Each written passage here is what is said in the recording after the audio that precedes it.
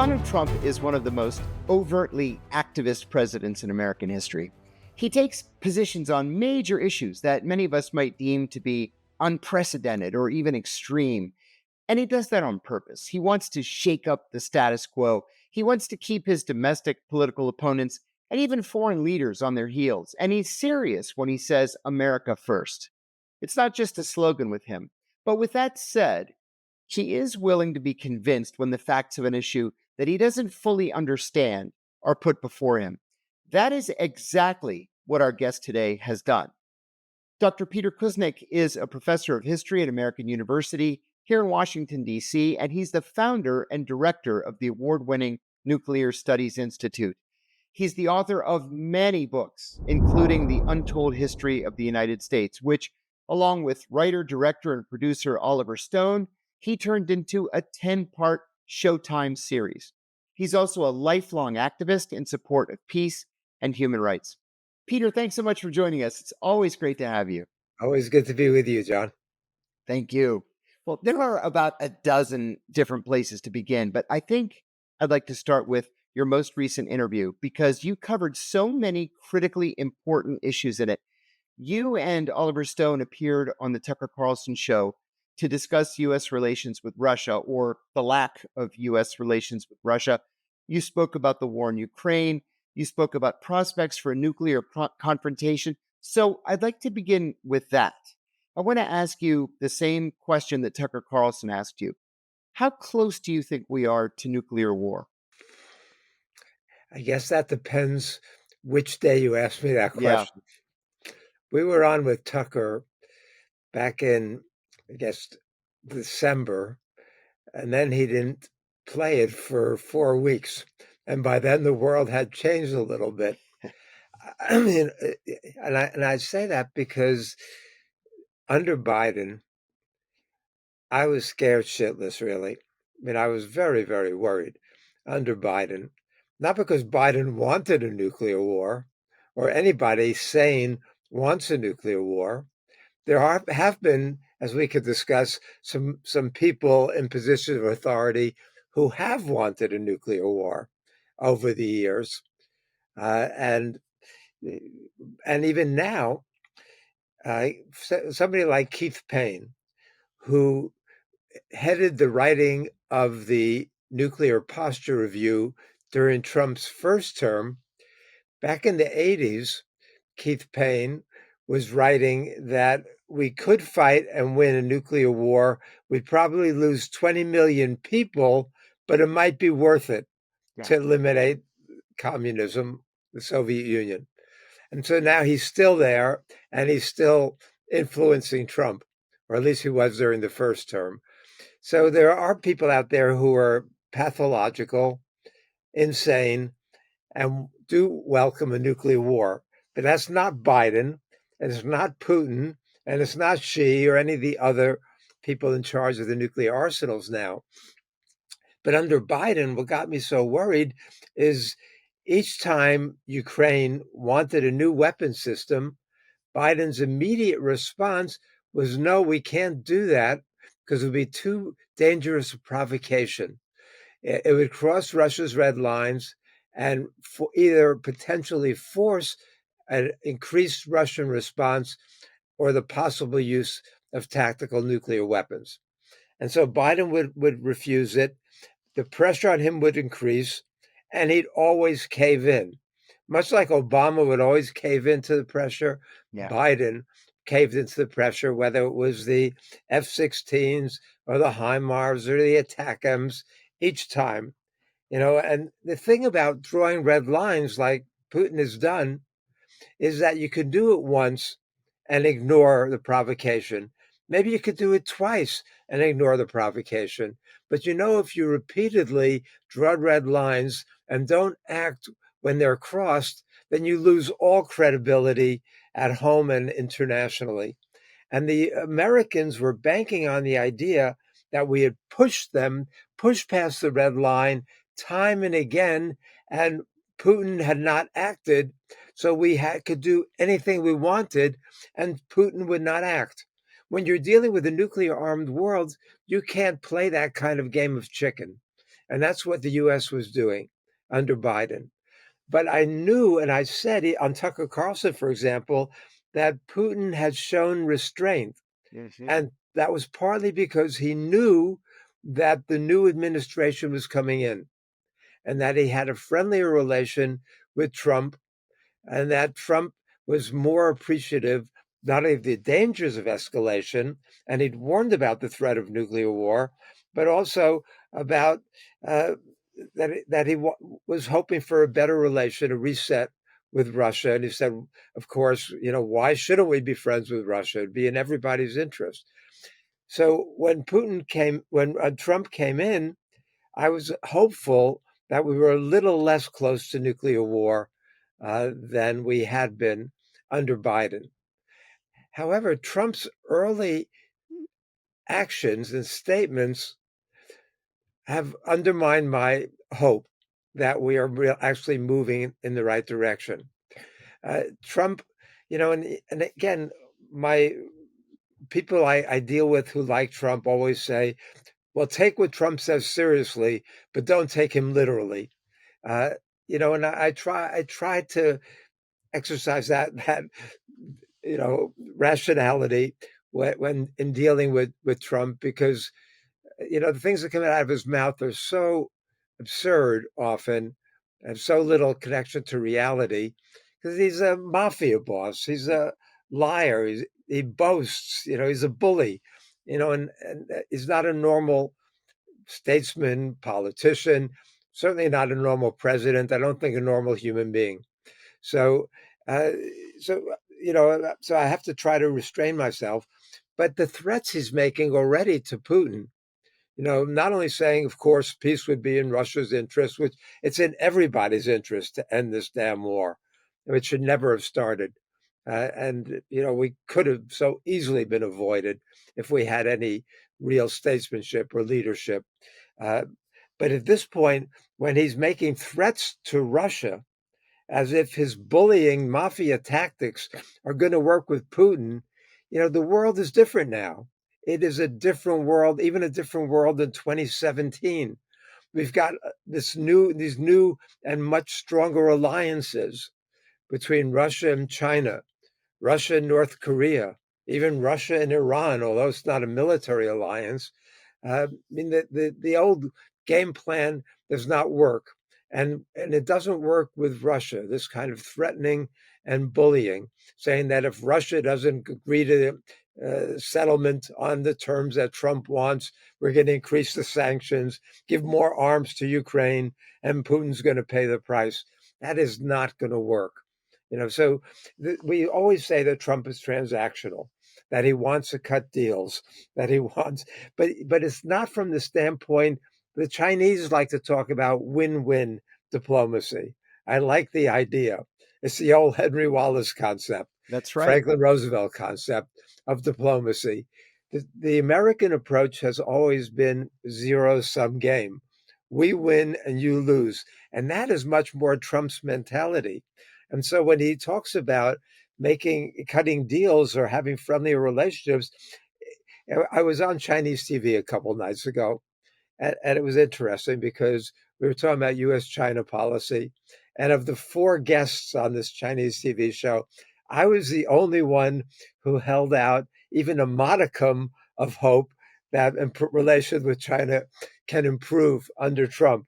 The other three guests, two of whom were in China, had no hope at all. And as one of the guests said, that Trump has two ways of approaching other countries. Uh, Either they're enemies or they're vassals. It's not as if he can deal with other people as equals, but he admires strong people. He admires autocrats, Yes. Xi Jinping, Putin. So I'm hopeful that the transactional side of him could be willing to find mutually beneficial resolutions. But even Tucker expressed openly his fear of what Trump is doing, that Trump's surrounding himself with all these neoconservatives. Yes. Yes. You look at his in his nominees and his appointees. And there's almost nobody who's got a peaceful, diplomatic, No, win-win no, approach to the world. They're the worst of the neocons. they really are. I mean, but this whole administration, there was that popular term in the 19th century of a kakistocracy, Mhm. government by the worst people, That's right. and which was the case in the late 19th century, and it's the case again. I mean, the only thing that these people he's put in there can do is blow up the government, make government non-functioning, make it a punitive weapon to a cudgel to beat people down, and to dismantle the federal government. Linda McMahon in charge of education. I mean, not only is she a fool, but she also doesn't believe in public education. You see, so these people can dismantle these agencies, but I think that Trump's base is in for a very, very rough time, as all Americans are going to be. Peter, I want to ask you a question about recent history. As you know, I spent many years at the CIA. I was a Middle East specialist, not a Russia specialist. But one thing that always struck me about my colleagues who were working on Russia after the fall of the Soviet Union was that their marching orders were not to change CIA policy at all. Russia was seen as the same enemy that it always had been as the Soviet Union during the Cold War. And except for this very brief period during the presidency of Boris Yeltsin, this is in the late 1990s, US foreign policy didn't change at all toward Russia. Why did relations not improve between the US and Russia when the Soviet Union fell apart? Well, the afternoon that Oliver and I were on Tucker Carlson, he interviewed my friend Jeff Sachs in the Oh, morning. uh-huh. And in Untold History, Oliver and I took Jeff Sachs personally to task because, he's been identified as the person who headed the Harvard team who was brought in by Yeltsin to reform the Russian economy after the collapse of the Soviet Union, to put effectively through shock therapy. And after Untold History came out, Jeff emailed me and he said, Peter, you guys really raked me over the coals in Untold History. He said, I understand it, but wasn't fair. And he went into this lengthy defense of himself. And he said that the Russians rejected his advice over and over again, that he wasn't responsible for the shock therapy. Because we know that the life expectancy in Russia dropped from Mm-hmm. 66 down to 57. Mm-hmm. They were impoverished. The economy shrunk to the size of the Netherlands.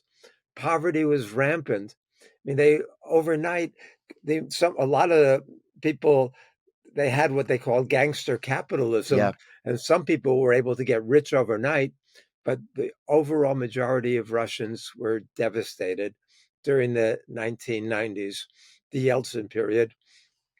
So the US, seeing that Russia was so weakened, H.W. Bush and Clinton, they could be very, on one hand, they could be very, have a certain largesse toward Russia, but on the other hand, they were privately gloating over the fact that the former U.S. adversary throughout the Cold War uh, was so weakened, devastated, humiliated. And then in 1997, when it looked like Yeltsin had no chance of getting reelected, the U.S. moves in, and the U.S. provides the support and the media and the advisors, and they get him narrowly reelected in 1997. But even when Putin came in, he bent over backwards to be friendly toward the United States. I mean, he even talked about Russia joining NATO at one point or thinking about Right. I it. wanted to ask you about that. He did And, ask about the prospects of Russia joining when NATO. after 9/11, he was the first foreign leader to get in touch with George W. Bush to offer support, offer sympathy for what happened to the United States. And then he assisted us initially in the invasion of Afghanistan. But what does the U.S. do? In 2002, we pulled out of the ABM Treaty, which was very important to the Russians. In 2003, we invade Iraq, which the Russians were adamantly opposed to. And even before that, the bombing in former Yugoslavia, which 95% or more Russians thought was a war crime. I mean, so the United States was the hegemon. We were the unipolar power, and we were going to act with impunity. In 1990, when it looked like the Soviet Empire was collapsing, Charles Krauthammer issued his statement saying that this is America's unipolar moment, that nobody can resist us anywhere on the planet. We are the total hegemonic force. We can do what we want, and nobody's going to be able to challenge us for another 30 or 40 years. And then the United States had that decade. First, you have the defense planning guidance in 92 and 93, which lays out explicitly this hegemonic vision. And it was so stark that they had to pull it back and say, oh, no, this is not our policy. Then in 1997, they formed the Project for a New American Century, which talks about total American domination. This was Crystal and Kagan's idea, and all the other neocons signed on. It was the neocon Super Bowl. They were in charge. They loved it. And then they issued that report in 2000 saying that we have to dramatically increase our military spending. However, we can't do it overnight like we want to unless we have a new Pearl Harbor. And they also, from the beginning, they kept saying, what we have to do is finish what we started in Iraq, and we have to overthrow Saddam Hussein. That was their game plan from the beginning. Yeah. And then they get their new Pearl Harbor on 9/11, and they jump into action immediately. And then in 2002, after we've invaded Afghanistan, and initially looked like we were succeeding there, Krauthammer revisits his 1990 statement and said, I was wrong in 1990 about this being the unipolar moment. It is actually the unipolar era. It's not going to last 30 or 40 years. It's going to last indefinitely, definitely into the future. Nobody can challenge us anywhere on the planet. In 2003 and 2002, then 2003, then they're feeling their oats. They're so powerful. And then January 5th, 2003, the New York Times headlines its Sunday magazine section, American Empire, get used to it. Mm-hmm. You know, they were brazen. They were bragging. They were out front. All of the neocons were out front about it and talking openly about American Empire, the strongest empire ever seen in the world. But until things unravel in Afghanistan and Iraq, and Amr Moussa, the head of the Arab League, says that the gates of hell are open in Iraq. Mm-hmm. And it was. They had no planning. They had no idea what to do.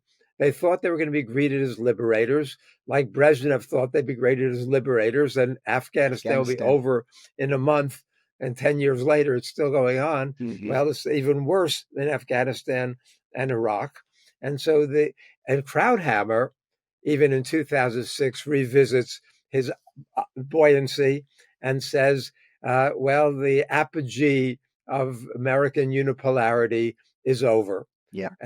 But that doesn't stop them, because in 2007, when Putin is at the NATO meeting, they begin talking again openly about expansion of NATO.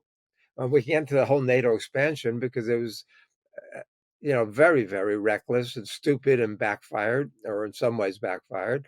And then in 2008, George W. Bush says we want to put Ukraine and Georgia on fast track into NATO. And that was crossing a red line that Putin was not willing to cross.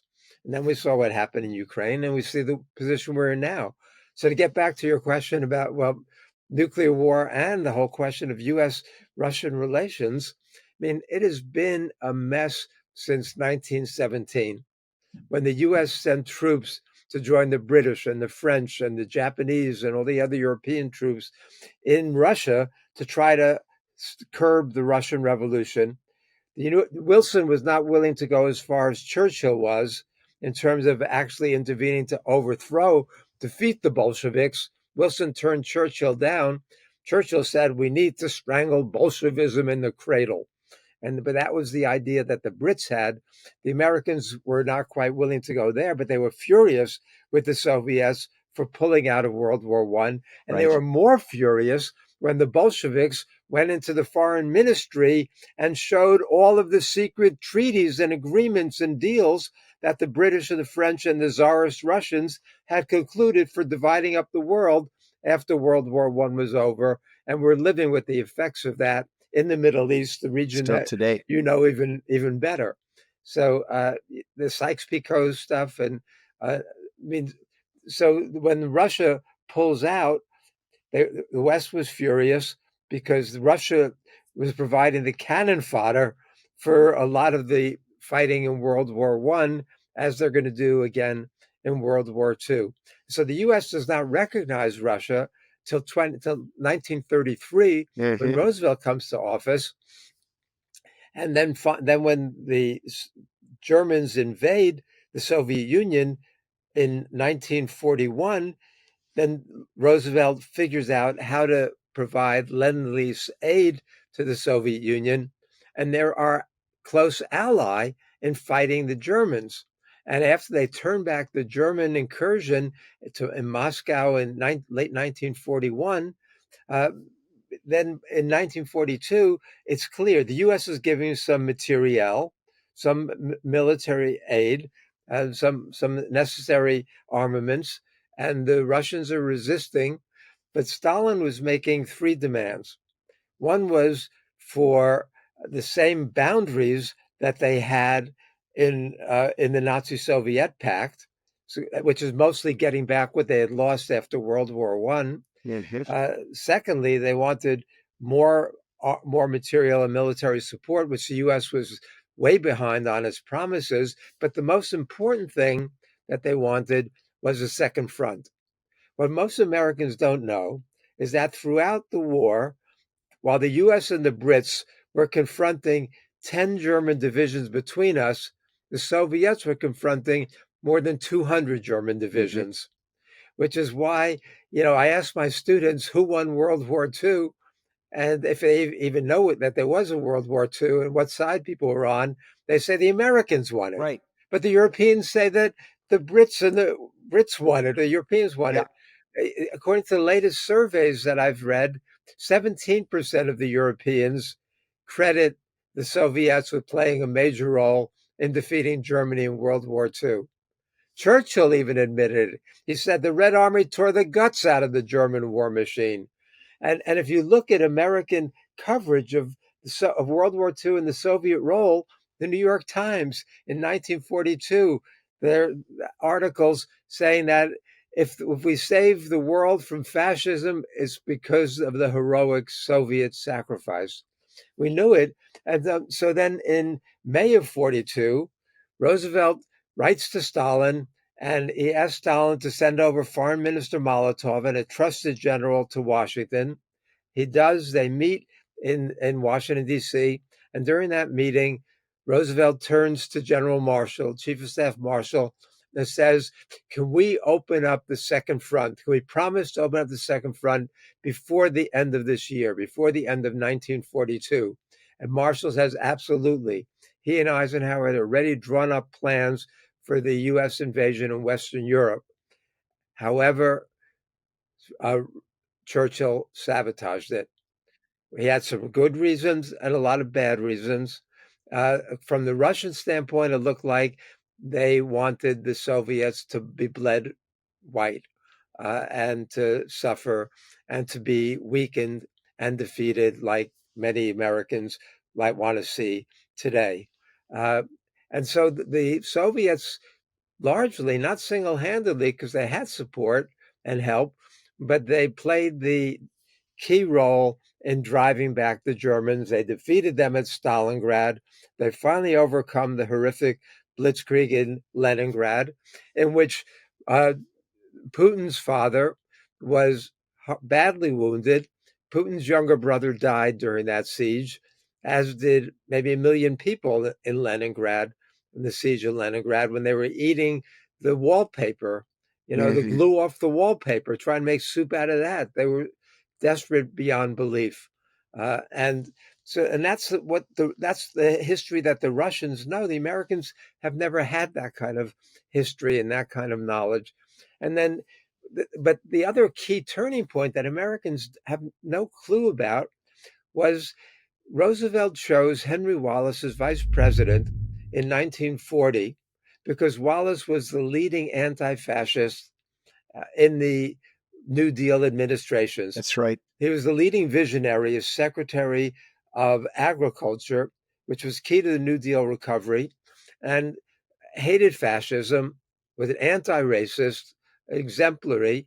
And Roosevelt knew in 1940 that we were gearing up for a war against fascism, Japanese militarism and imperialism and German fascism. And he wanted a real anti-fascist on the ticket as vice president.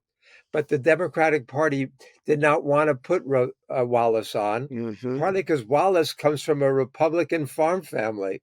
His father had been Secretary of Agriculture under Harding and Coolidge. Wow. His grandfather was mooted as Secretary of Agriculture back in the 19th century. And so Wallace comes from Iowa, and the party bosses didn't trust him because he didn't become officially a Democrat until into the 1930s. But Wallace was also too radical. And so they refused to put him on the ticket. And Roosevelt writes this extraordinary letter to the Democratic Party convention in 1940 saying, we already have a conservative Wall Street finance dominated party, the Republicans. If the Democrats aren't going to be a progressive liberal party fighting for social justice, then the Democrats have no reason to exist. And I'm not going to run as a candidate on that ticket. He wrote a letter he was going to deliver, turning down the nomination in Wow. 1940.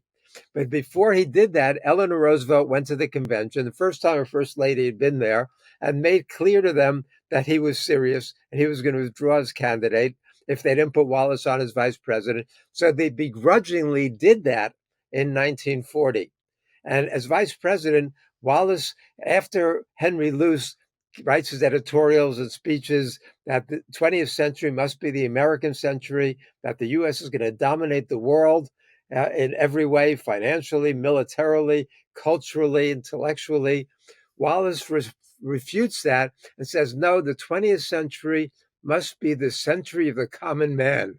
He says we need a worldwide people's revolution in the tradition of the American Revolution, the French Revolution, the German revolutions of 1848, Latin American revolutions, and the Russian Revolution.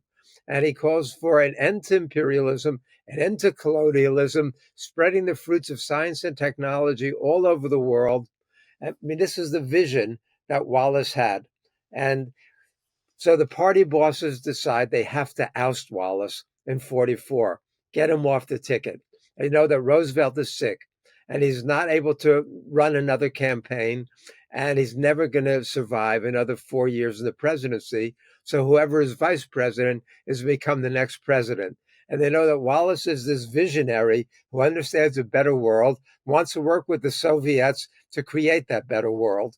And he was the person who the Soviets trusted. He and Roosevelt were the ones they trusted. But the party bosses said, well, we need to find an alternative.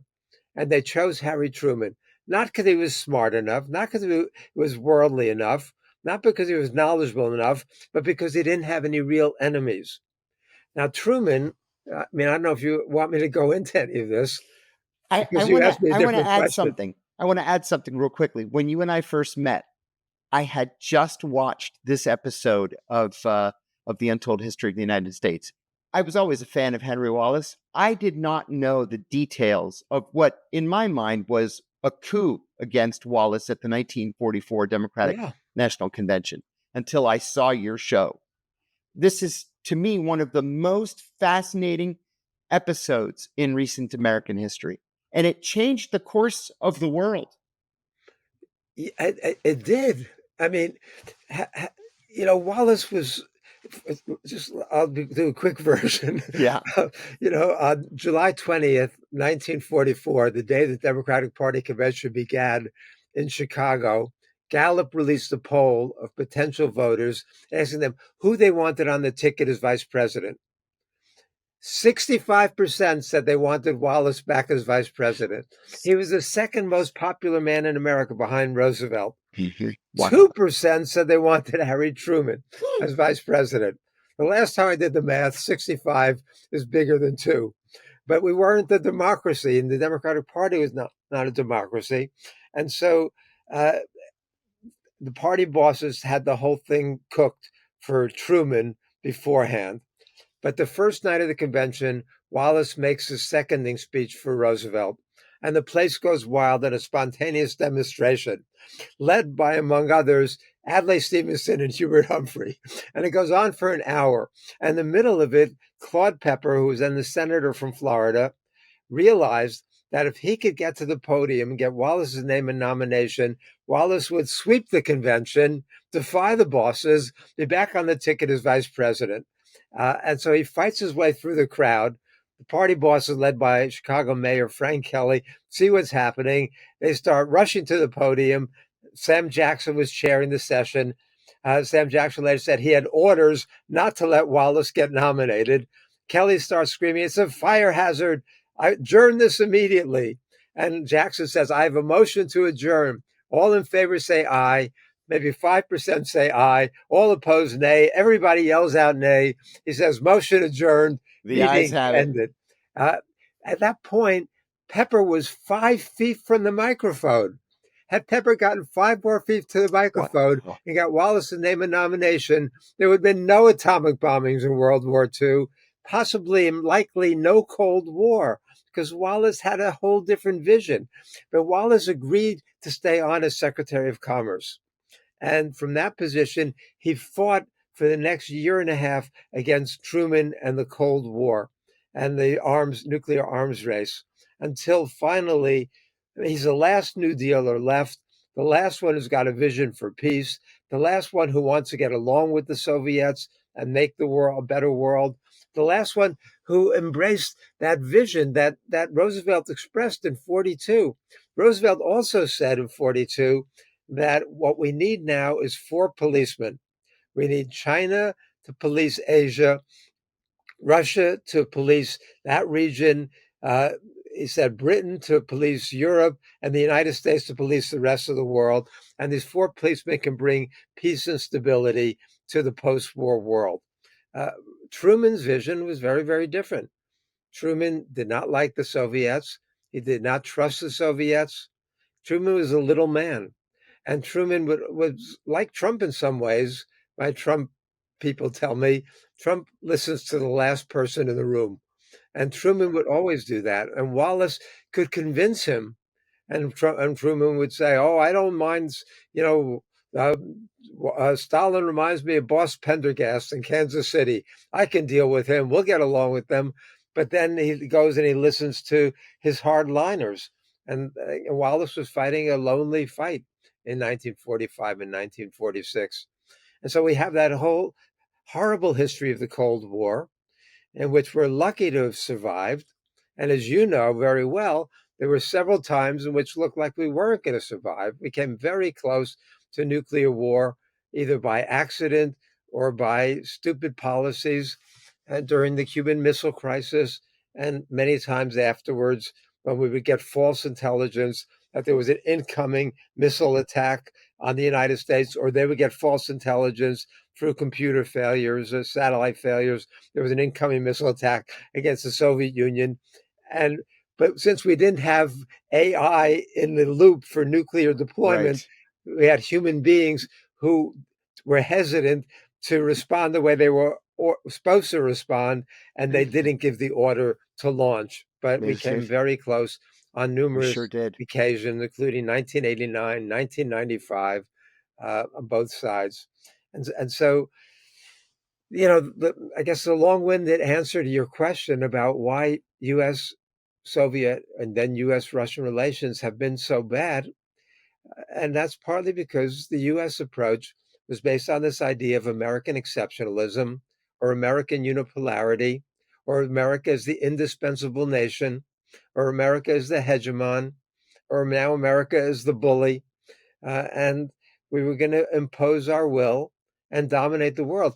Let me take it back to a very crucial memo, which most 99.9% of Americans never read or heard of. And that was George Kennan, the architect of the Cold War, wrote a secret memo in 1998, excuse me, 1948, 48, in which he says we have 6.3% of the world's population, yet we control 50% of the world's wealth.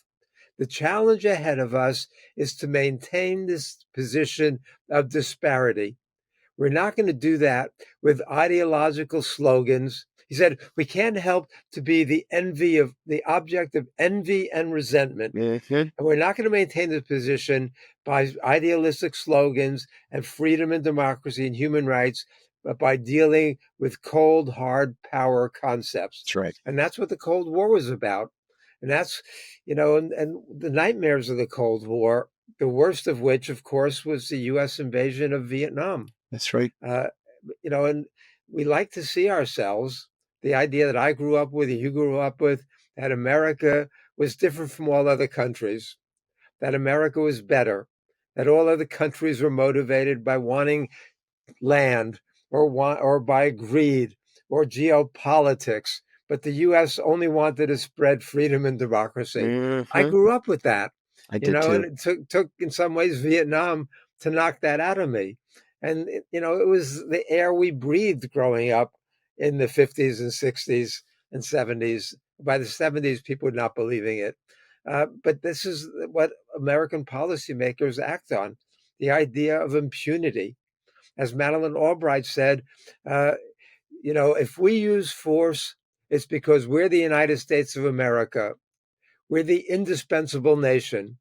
We stand taller and see farther into the future than other countries. And Hillary Clinton echoed that. Obama echoed that. This idea that we're the indispensable nation. Well, the world has passed us by in a lot of ways. And, Trump now threatening 100% tariffs on the BRICS nations if they try to replace the dollar. The stuff that's being said and done is so stupid, so parochial, so out of touch with reality in the world that I'm afraid that if Trump acts on some of his threats, that we're back in the position of threatening World War III and creating a world in which the U.S. is increasingly isolated with some European allies. Because even the question that gets raised all the time about why didn't the global South go along with the sanctions against Russia? Right. And I think that, the global South saw the hypocrisy. They saw all the years of U.S. invasions over and over and over again, U.S. intervention, U.S. overthrowing foreign governments and foreign leaders who opposed U.S. policy, even if they were popularly elected, democratically elected, even if they had the support like Mossadegh. The U.S. ambassador in Iran in 1953 wrote back that Mossadegh has a support of between 95 and 98% of the Iranian people. We gave a shit, right? And so the CIA overthrows him anyway. Mm-hmm. Yep. And the same thing in Guatemala with Arbenz and, Allende, over and over again. And so the London Economist wrote a few years ago that to Biden and the U.S., this looks like a fight between autocracy and democracy. Remember, Biden kept saying that. But the London Economist said, to the rest of the world, it looks like a fight between autocracy and hypocrisy. And that's why they refused to go along. That's right. Jimmy Carter recently passed. Yes. And Oliver and I were really hard on Jimmy Carter. Yes. Because he came to office with idealistic vision, but was a product of the Trilateral Commission. It was handpicked by David Rockefeller and Zbigniew Brzezinski. He was especially susceptible to Brzezinski's constant propagandization. And Brzezinski, I mean, given your CIA background, that the CIA always gave the president's daily briefs. Yes. But Carter appointed Brzezinski National Security Advisor, and Brzezinski insisted from day one, giving the president briefing by himself with nobody from the CIA present and nobody else present. And in his memoir, Brzezinski is open about it.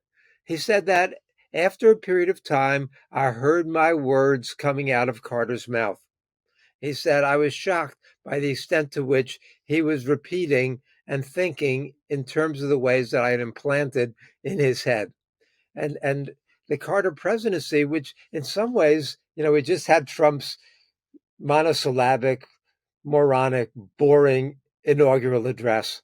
I was actually on CBS, and what I said was that this was the worst, most visionless inaugural address I've ever heard or read.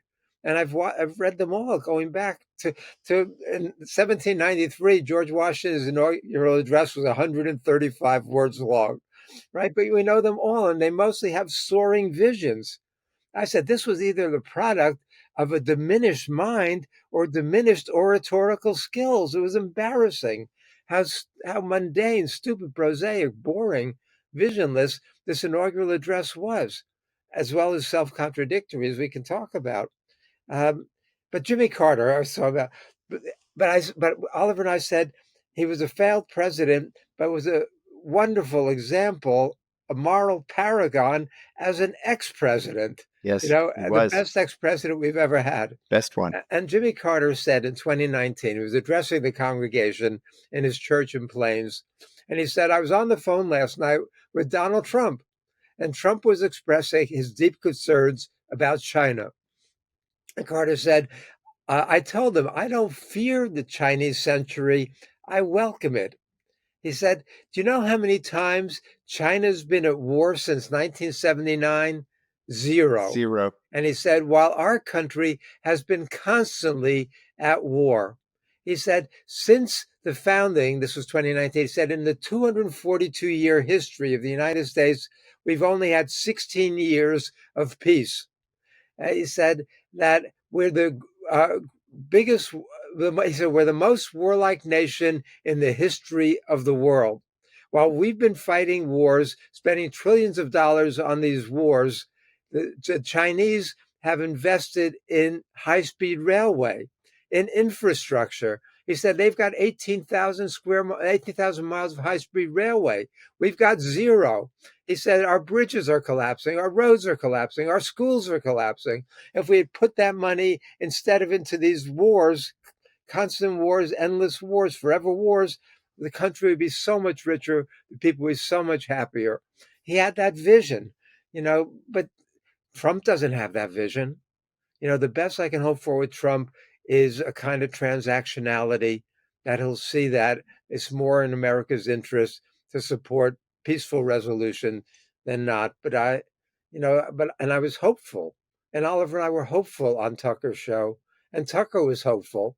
But then you see who Trump appointed, and you see the things they've been saying, and you listen to Marco Rubio's testimony, and this was a warmonger testimony. Yeah, he's a hawk, long-time foreign policy hawk. And before I let you go, I want to encourage everybody who's watching this to go to YouTube and to type in Oliver Stone and Peter Kuznick, War Profiteering, Nuclear Tech, NATO versus Russia, and War with Iran.